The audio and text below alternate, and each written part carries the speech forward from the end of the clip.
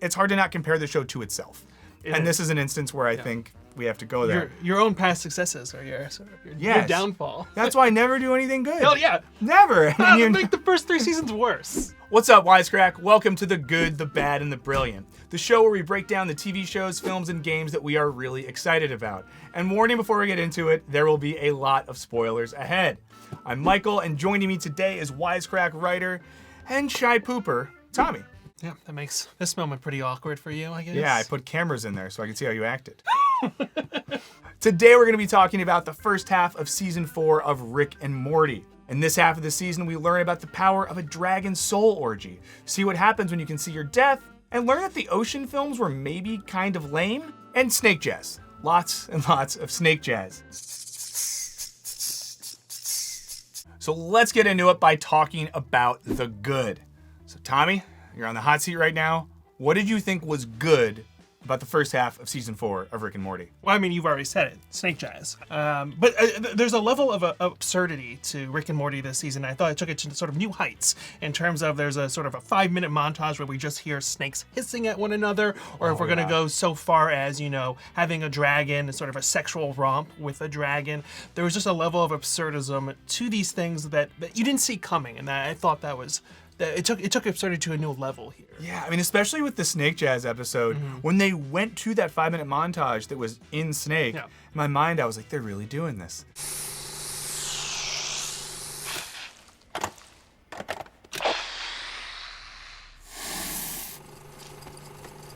I was hoping the rest of the episode would be just in Snake. It'd be like a little art film, a little Snake art film of just a foreign language film of Rick and Morty with just Snake language. Well, what else really stood out to you when you were watching these episodes? I mean, my favorite storyline was one of my favorite storylines was a talking cat storyline. Why can you talk again? It's not important, Jerry. Okay, but why Florida? Because they don't ask questions. I thought that took sort of a meta approach to a whole new level. I know Rick and Morty does a lot of meta things. It's constantly referencing itself as its own show. We're being called to assemble by the Vindicators! I refuse to answer a literal call to adventure, Morty. Let it go to voicemail. I mean, you constantly see that throughout this season. Yeah. But I've never seen an episode of TV that was so sort of insular and about sort of the writing process.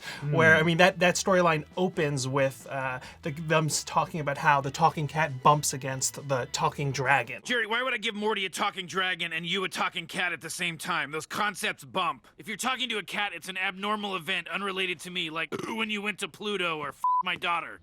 And that's a very writerly thing to do, where like when you're breaking an episode of TV, oftentimes you'll be like, well, the two storylines have to be sort of separate. Yeah. They have to be, and so they're acknowledging this very thing at the outset. And then the whole episode is basically don't ask questions. Like the cat talks, don't ask questions. It wants to go to Florida, don't ask questions for why it wants to go to Florida. If you've ever been in a writer's room, all they do is ask questions and question logic. And I sort of like the sort of anti-logic, anti-questions, anti-writer's room sort of meta-ness of this. I thought it took it to a whole nother level of the meta. I love that you're giving us this peek inside like the mechanisms of a writer's room. Hopefully everyone is taking notes right now. Yeah, that's great. So in that episode, I also really like that one.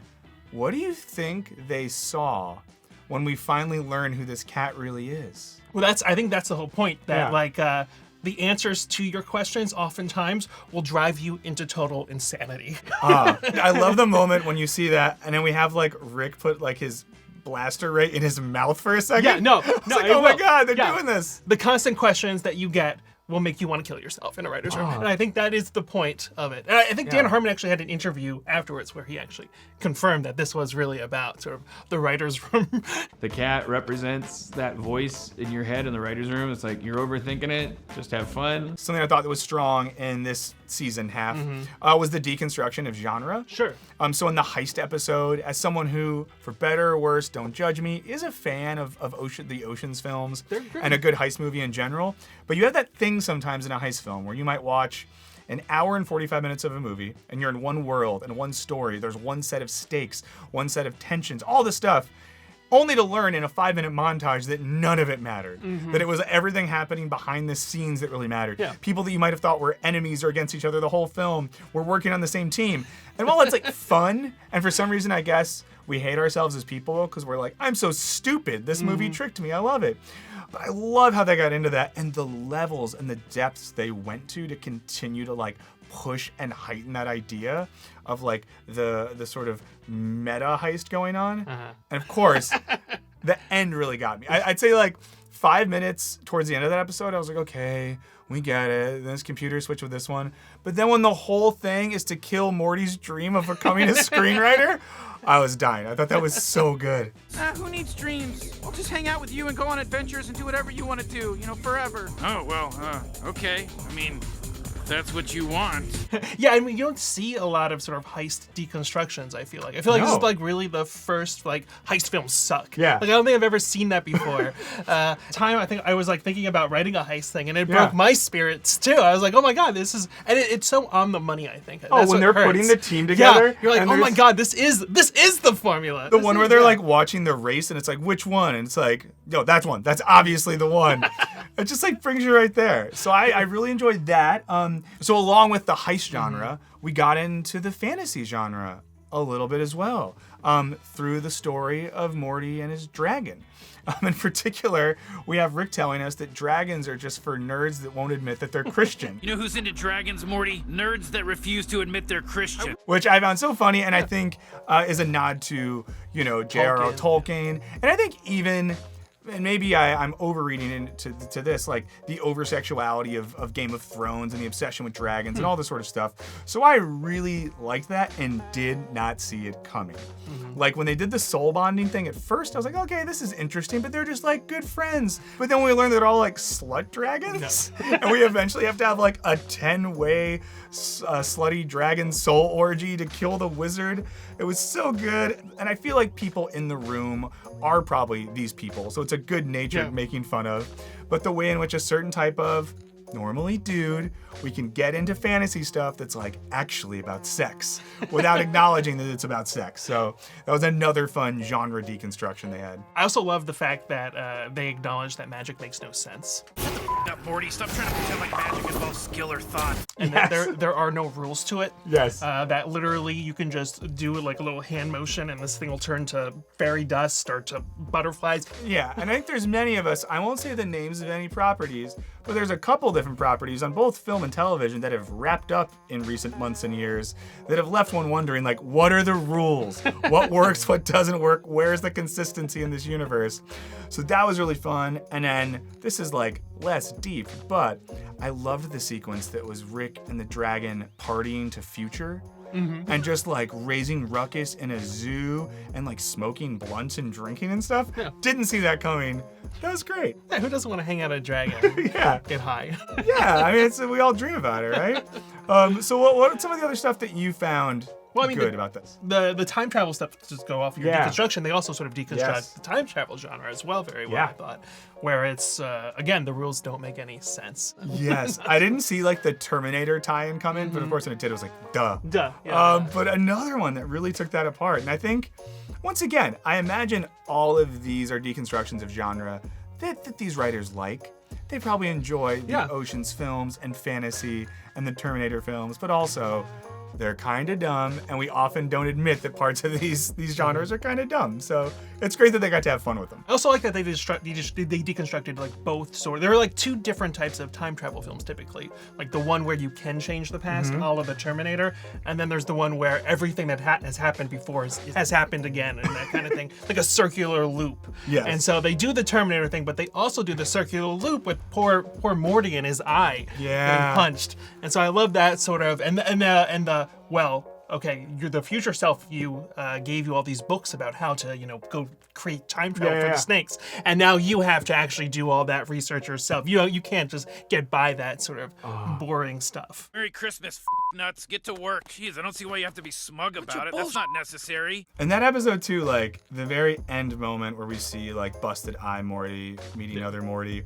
I feel like a lot of the endings this season were very satisfying. I don't think every episode is perfect, but I think by the end, I feel like they stuck the landing in all 5 of these episodes to various extents. What was your favorite coda? Oh, wow. Well, I did like, I'll go for after the credits here. Okay. when after going on this destructive rampage, because his death crystal showed him how to end up with Jessica, learning that the whole, taking care of Morty thing is just because she becomes a nurse. When she says to her friends, I'm gonna look at their name tags and I'm gonna say, I love you, followed by whatever it says on their name tag, over and over. What the I thought that was so fun, because there was part of me throughout the whole episode was like, no way. Do you have any ending moments that you Yeah, liked? I really like. I think my favorite of the codas was the Mr. Poopy Butthole on the roof, and as he reveals how they've ruined his life again. Too bad I lost my job for putting my students in the hospital. That kind of sort of darkly acerbic sort of Yeah. humor gets me all the time. Well, and I would be mad at myself if I didn't also note, to episode jump a little bit, the fact that the talking cat wants to go to Florida because they don't ask questions. Yeah. I mean, as a Floridian, it's true. You can get away with anything there. This is where people go to get away from it all. And I love I'll never get bored of people playing with the trope of Florida. And of course, I love this scene as well, where there was the muscled up guys on the boat talking about these violent and horrendous sounding sex positions. I was like, yeah, that is what muscle guys on boats in Florida are probably talking about right now. So All right, that was a good one. But do you know what a peanut butter gargoyle is? before we wrap up this category, any other stuff that stood out to you as particularly good, things that you remember from rewatching the season? I mean, it's a super rich show in terms of punchlines, in terms of jokes, in terms of just it's sort of pacing. I rewatched the episodes just for this, and you just notice different things each time, each lines that you missed the first time. It's just such a rewarding show. Okay, so we've covered the good of the first half of season 4 of Rick and Morty. Now it's time to get into the bad. So, Tommy, on the hot seat once again. What maybe didn't work for you in this half of the season? I want to predicate this that I really enjoyed this show. I love the show overall. But it's gonna be bad whenever someone starts with that. I know, it's bad. I found myself feeling like this season became a little formulaic. I found myself noticing sort of the story patterns for each episode, and particularly when in the latter episodes when they're sort of doing all these sort of genre deconstructions, I began to notice the show's own sort of tropes. And so I was like, well, okay, you're sort of mocking the heist film and all this stuff, but in every episode, Jerry has to prove he's a man and totally screws up. Morty is going to try to do the right thing, and then that, totally fails him. Rick is going to be horrible to them all. I could just see sort of the structures of each episode a little bit more so than I had in previous episodes. Yeah, the episodes felt a little paint by numbers at times. We had all these boxes to fill, and they always got filled, which in one sense, as a Rick and Morty fan, it's fun to have your expectations satisfied in that way. I know. It's such a hard balance, because I think what people like about the show are these characters, and they like the fact that this dynamic between Rick and Morty, and then Jerry works as sort of the punching bag. Yeah. And and this is the problem every show goes through when they reach a certain number of seasons, is how do you stay fresh while still keeping the sort of same arcs that you previously had? And it's unfair to Rick and Morty, but Rick and Morty is based on being such sort of an anarchic show, and F the man, and screw conventions and genre. And then this season, I found myself being like, well, you're just another one. You're just another piece of the puzzle of, genre convention. I don't know if that's a fair criticism, but I think that's fair. And something else I noticed which relates, and I'm curious to hear what you think about this, is that a very episodic season. Not any through lines, really. Unless I'm mistaken, you could watch these episodes in basically any order. And I really like when Rick and Morty has a bit of a through line. And they've done this in recent seasons, and it's been really satisfying. And then kind of connected to that, I think something has been having some emotional stakes. I don't think there's much of an emotional through line to many of these episodes, or really very little of it. I think some of the balance between sort of the absurdist humor and the darkness, and then the sort of the pathos is what I thought sort of made the first 3 seasons sort of sing so much. And here I think it's about 99% absurdism and maybe 1% sort of, pathos. Yeah, I mean, I think I'll probably get into this maybe when we get to the brilliant section. But I think there was maybe a moment of some emotional intensity. But I wonder if it's the same moment, because I have a brilliant pathos moment too. But stick around and find out. Yeah, no, I just miss that. And I think a lot of people, when you talk to them about Rick and Morty, will start by like our favorite jokes, but then eventually people be like, God, and like when they bury themselves, or these sort of emotional moments, or like Rick like trying to kill himself, are things that really resonate with people, and I think are things that make this show, of course, one of the most absurd and smart and funny animated series ever, but really human and kind of dark. And there's a reason we often discuss this show alongside a show like BoJack Horseman, another show that has a lot of like dark and raw humanity. So maybe they'll get into that more in the second half of the season, but I was missing it. Yeah, I totally agree. I mean, they're especially on the rewatch. I mean, the show airs at 11:30, so sometimes when you come home at night, you just want to sort of take your mind off things. And when I was watching episodes in the moment, it didn't bother me at all. But then going back, I could really remember things that had happened previously in the other episodes as much as I had. Nothing had lingered with me as much as the previous seasons. Yeah, and with the previous seasons, there's been something nice about sitting down and just binging them. Yeah. Because we have had these little through lines and little moments of emotional development or transformation. And here, like nothing happens with Summer really in this half of the season. Beth and Jerry mostly just do Beth and Jerry stuff, like you said. Like, is he man enough? Can he prove himself? He is the Jesus Christ of Christmas. I am the Jesus Christ of Christmas! Yeah. And we've needed one. I've often thought, when is Christmas going to get a Jesus Christ? But we have him and Jerry now. But once again, it's good. Something that I think is just, it's hard to not compare the show to itself.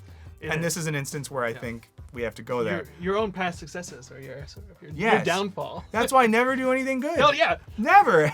Make the first 3 seasons worse. Yeah, just make them crap.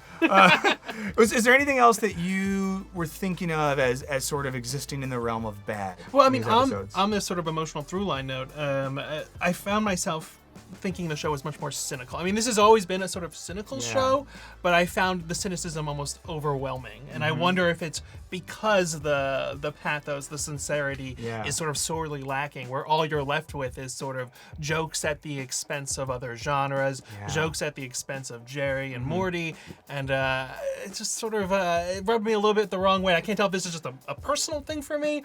No, I think you're universally correct. Because I think a little bit of humanity... I'm getting soft, is what I'm trying to say. In your old age, in my old you're age, getting soft. I am soft. In the first 3 seasons, the cynicism, I was like, mwah, and now I'm like, I don't know. I know, you did tear up before we started filming because someone brought their grandchild in, and it made you think about the circle of life and you're sort of passing on things to the generations. I think there's something to be said for the balance of cynicism to humanity, right? I think this show can be 98.5% cynical, and that's fine, but it needs that 1.5% of a human core, and I think it goes such a long way.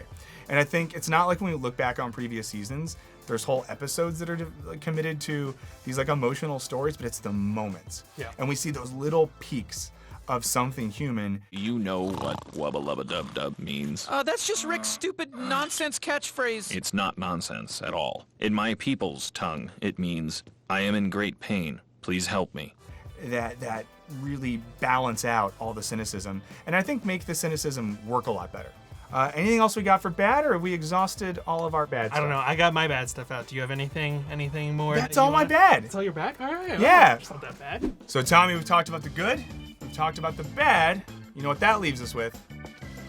The brilliant? Wrong! Lightning round time. This is the part of the show where I get to basically yell a bunch of questions at you. You have to answer quickly and honestly. Those are the rules. Do you agree to them?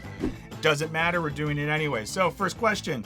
Your ideal toilet scenario. Go. It would involve me being alone without you watching like you did today. You'll learn the community makes everything better. If you had to have a soul orgy with anyone that's not a current friend or romantic partner, who would it be with and why? Oh, good Lord. My fiance is going to watch this. Well, I mean, it's not a sexual, it's a soul thing. It's a soul thing. Okay, yeah. It's a soul thing. So whose soul would you like to bond with in an orgiastic moment of ecstasy? Abraham Lincoln, the heroes of the world, Gandhi. Good orgy thus far. Yeah. You got tall, you got short. If you could see a moment in your future, you had the power to pick one moment in your future and see it, would you? Sure. What moment? What do you want to see? My death. Wow. Yeah. Wow, that got real. Tomorrow. Favorite Oceans movie? 12. Yeah, Wow. That's right. You know what? That's right. Underrated. That's right. They're having fun. We're in Europe. There's some meta stuff with Julia Roberts. Who doesn't like that? I've gone to so many arguments about this. Ocean 12 is the most fun of the Ocean series. The most experimental. Soderbergh puts on every filter in his entire arsenal. It turns yellow, blue, green, magenta, any color imaginable. It's a good movie, and I will fight to the death. Tommy, I'm so glad you're here. If we did not you. have I need to producers, we would change this into Good and Bad and Brilliant Ocean's 12 right now. I should have added to the bad section the diss on Ocean's 12. It is Yeah. not the worst of the series. It is the best. It was a lot. It was a lot. All right. You know what my takeaway was? I want to rewatch it immediately. Okay, what bad movie idea would you pitch to Netflix? Anyone. That's like anything. Don't take anything, Kissing yeah. Booth 3. I think they're actually making that. Kissing there you Booth go. 3. Awesome. Now, would you rather go on a trip with a talking cat or a talking dog? Talking cat. Okay, where would you go? I would go to Florida. Why? Don't ask questions. Oh, you got it. Okay, now we all know that Jerry is the Jesus Christ of Christmas. Mm-hmm. What are you the Jesus Christ of? Life. Wow. That's big. And I'm gonna have to make some calls to some very religious aunts to tell them that things have changed. I just got a lot of trouble with that answer. You were honest. It's fine. I was going lightning speed. You know what? Normally, I would say that you don't get to go now, but because you feel the way you do on Ocean's 12, I'm ready to be on the other side of this, okay? So give me what you got. All right. Do you consider yourself a shy pooper? No, I'm very comfortable pooping. And I think sometimes it's made others uncomfortable. I like to have conversations. No way. Yeah, I like to leave the door open a crack, but my partner does not like that. This is disgusting. Yeah, as long as we put some music on occasionally, I just feel like why not be comfortable with it? So you're in stalls and you have conversations with the person next door to you. Do you know this person? Not a stranger. I think a couple times I have just tried to make it weird, and no one likes that. You know, you're like, oh, those are good shoes. I just can't. If you're at a concert and it's a type of music such that people at this concert might have taken narcotics, and you can predict those types of narcotics and know that they have a social effect on a person, you can push the limits. You're rolling the dice here. I know it is. This is how I die. In terms of seeing my future, that's how I die. I mean, I already know. Trying to talk to someone while pooping, they kill me. What would you ask Mr. Meeseeks to do for you? This is big. Probably remove cars off the road, stop all the traffic, so it's easier for me to get around. And if in the process people die. I gotta get where I'm going. It's important in LA. Yeah. So yes. You're stuck on a desert island with one character from Rick and Morty. Who would it be? And why? This isn't I feel like this is gonna sound like a weird answer, but I feel like Beth. Oh. Beth is just I just want someone I can talk to and hang out with, and Beth is just a person. I feel like we can commiserate, we can chat with each other. I don't know. She just seems to be a fun person to hang with. Does she have access to technology to get me off of it? No. But have we established that she has inherited some of her dad's intelligence? Yes. She would also probably be okay with you pooping right next to her. Why do we? That's a different. It's a different. Those are different questions. We don't bleed questions in this, Is okay? that Each how it question's in its own stall, so to speak. All right, last question. Yes. Which invention of Rick's would you most want to use? Oh God. This is a good one. This is a good one. Because there's so many. Honestly though, I just think you want to use portals to travel. There's so many particular cool things, but if I can just point my little portal opener anywhere and just be like, oh, I want to go to this taco shop that's on the other side of the country, done. I want to go check out the beaches of Morocco, done. Because I hate airports. Yeah, who doesn't? Yeah, you know? I don't like the process of being in an airport. The food's never good. And this way, I'm just going right from point A to point B. Perfect. Is that okay? That's good. Did I do okay? You can be honest. You did very well. You did Okay. very well. Tommy, we've talked about the good, the bad. We've lightning rounded each other. What do you think was brilliant, truly exceptional about these episodes of season 4 of Rick and Morty? Well, I think there's one storyline that really stood out to me as sort of the perfect, sort of almost brilliant Rick and Morty storyline, and that was Rick's pooping storyline. The most brilliant of all the storylines in it. I thought it combined absurdism, the crazy weirdness, we're gonna do a whole storyline about Rick having some planet just for pooping, and then we get into weird sort of digressions of, he's got to go to a frog bar run by a fly. Then he goes into find a delivery man, but then that takes him into a war between robots and crocodiles. Yeah. And then on top of this, and what makes this story sing so much to me is the blending of a real emotional story with this absurdity. Yes. Because it really becomes about Rick trying to find a friend. Or not even that, Rick having to acknowledge that he needs a friend. Yes. And it ends on such a poignant note with him sitting on the toilet after his good friend has died. And all his holograms telling him what a piece of he is. Yes. So I think earlier we referenced during the bad, there was one kind of emotional moment. I was hoping to be the same one. Yeah. It's the same one. So do you mind if I read a quote from that episode? Please do. All right, great. So this is from his buddy, who I'm just calling Tony the Pooper. He says this. He says to Rick, "You need the same thing I need. You need someone to give you permission to live. You know what shy pooping is, Rick? It's a pointless bid for control. You want to take the one part of life that you truly think is yours, and you want to protect it from a universe that takes whatever it wants. It took my wife. It clearly took something from you. We can spend our lives fighting that, or we can choose to be free." You're right, Tony. I'm done fighting. Time to be free. Oh my God. That was in an episode of Rick and Morty about a poop planet. Or a toilet planet, I guess would be more accurate. And you're right, we do have this theme throughout where he kind of so calmly calls Rick out, like, "You're not going to kill me. You would have killed me if you're going to kill me," because like you said, he needs a friend. And in that last scene where the sort of hologram situation that he sets up calls him King on his throne of loneliness. You sitting there, king on his throne of loneliness. Yes. I mean, come on. That was so good. It's a real deconstruction of the Rick character, because he is a character who is obsessed with control. He's a guy who thinks, even when he dies, he's got 10 different replicas of himself, that clones that will just come back. And so this surrendering of control, the only thing we can't really control is death, the death of a loved one. And so when confronted with such existential angst, how does a character like Rick respond to it? Well, I do have another quote to be a nerd, yes. But that does make me think then of a theme that's introduced in episode 1, where Rick says to Morty, "People who spend their lives avoiding death are already dead."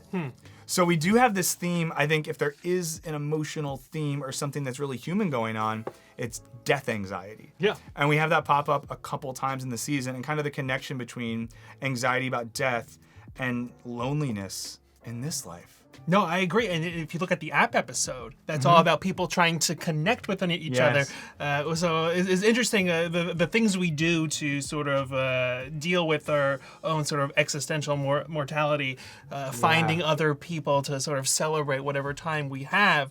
And Rick sort of scoffs at it. But here in this episode, we realize he really needs it. Yeah, and in the dating app episode, I think it's the final match that Summer gets, which is like her 4th. Their eyes are like bloodshot. That was Ted Danson's voice? You're talking about yes, you're talking about that part, yes. Yeah. There's the part where, it's Summer and this new mate, and they're like on an airplane runway after she leaves the flight because her love takes her shoes off on an airplane, which is gross. So I would leave in that situation too. But they both have these bloodshot eyes, like, what do we do? And we'll work through it together. So getting to this point where that obsession with finding a partner also leads down that same rabbit hole, and that sort of obsession with monogamy looks way worse than like a life of promiscuity or something like that. So there's something interesting about sort of the forced connection in that app app episode, where they're sort of criticizing this need, this sort of artificial means of connection versus a real friendship that develops between Rick and Tony the pooper. Yeah. No, as we say this, I'm almost talking myself in now to liking the season even more. Yeah, I wish there was more of this, actually. Yeah.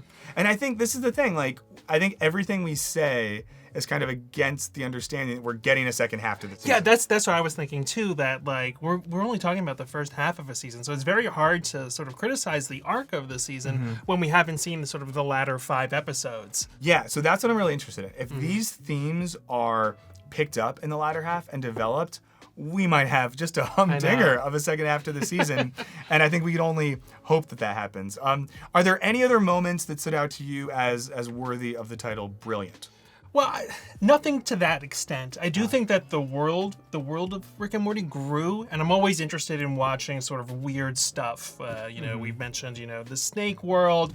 We saw, I'm blanking. We saw a lot of worlds. Snake World. There was World. the app aliens on their we saw ship. Snake World, the apps on the ship. Although that was sort of reminiscent, I thought, of the sort of M. Night Shyamalan type of stuff. But yeah. And I really enjoyed the heist. Oh, yeah. The heist episode. The magic world, the magic dragons. World, Yeah, we got a lot of stuff. Yeah, we got a lot of stuff. Well, do you have any other sort of brilliant?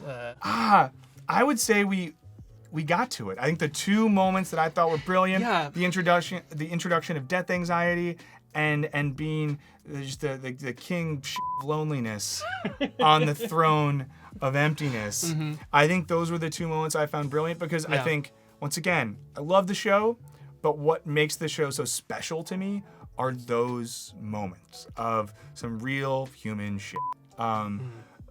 Metaphorical, not really. Sure. Yeah. So that's where I'm at. And now we have a hard thing to do right now. We've had all these words we've gotten to use to discuss in such eloquent fashion what we think of the show. Now we have to brush all that aside and be reductive as possible and rate first half of season 4 on a 5-point scale. But I need your help. Okay. We got to decide what our scale is. What 5 things are we going to use? It could be, 1 to 5 talking cats, 1 to 5 toilet planets. Ooh, snake jazz musicians. Snake jazz? I was thinking snake jazz. Okay, great. You can't go wrong with snake jazz. Okay, so on a scale of 1 to 5, and I guess we'll say 1 is like the snake jazz you would hear in like an elevator going to the dentist office. Okay. Oh, boy. 5 is like Snake Charlie Parker, mid-50s in a swinging Manhattan club, smoke in the air and bourbon in the glasses, baby. Okay, so we're clear on our system? Okay, yeah, we're clear. We're agreed? Okay, We're clear. So on that 1 to 5 snake jazz system, how much snake jazz do you give this half season of Rick and Morty? This is a hard question because are we grading on a Rick and Morty snake jazz curve, or are we just on a television snake jazz curve here? Ooh. Because on a television snake jazz curve, this is an easy 4. I enjoyed every episode. Yeah. And I still think the show's great. On the Rick and Morty snake jazz scale, I found this first half of the season a little less than. And I'd probably say it's a 3 out of 5 on the Rick and Morty snake jazz scale. Okay. That's good, and I like this, giving the TV scale and judging it against itself. I'm gonna cheat a little bit. All right. I cheated, so there you go. Yeah, I love cheating. It's so much fun. Don't watch this, baby. I'm just kidding. I think I'll go, and I don't know if this is in the rules, but I also think I get to make the rules. Are you gonna do 3.5? Are you gonna 3.5. Oh, you son of a bitch. I know, I'm doing 3.5. Yeah, and once again, all this is against the backdrop of I already see how in the second half of the season we could easily get to 4, 4.23, 4.47, all types of things. I think it was great. I think there was some issues, but I think it's really promising moving forward. I agree. Yeah. So before we move on, any final thoughts? No, I'm excited to see the back half of this season, and now I want to see where it goes. Yeah. This has been fun. We've really gotten into some stuff here, We have. and I hope we can look each other in the eyes when we leave today. I hope we can agree that Ocean's 12 is underrated. I think that's the main point of this. The most important thing to remember. Yes. Well, Tommy, thank you so much for being here. I had a really good time talking about this with you, and I assume we're both excited for the second half of season 4? Of course. Awesome. Well, this has been the good, the bad, and the brilliant. Thank you so much for watching, and please let us know what you'd love to see us talk about in the future. Peace. Hey, everyone. We tried something a bit new with this show, and we hope you liked it. We'll be experimenting a bit with it in the coming weeks, and we've already filmed great episodes on The Mandalorian and The Righteous Gemstones. So let us know what you think in the comments, and be sure to subscribe for more. Later.